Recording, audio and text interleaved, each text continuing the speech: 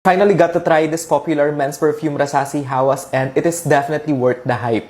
This is an Arab perfume, by the way, and if I'm not mistaken, this is said to be a dupe for Invictus, which I don't own and hindi ko pa naaamoy kaya hindi ko maipagko-compare. Love the bottle, by the way, and sobrang bigat ng cap. It is made of metal.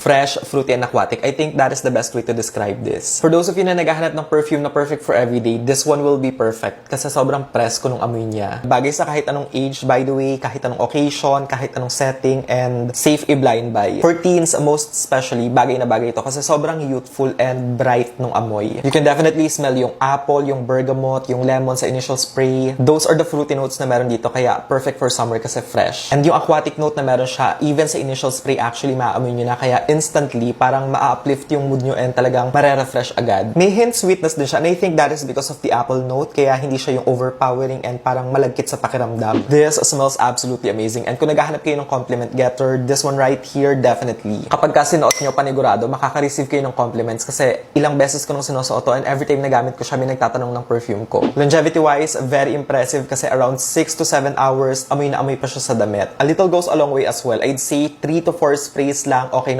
na siya. Nag-iiwan din siya ng scent trail and kahit malayo, naaamoy agad.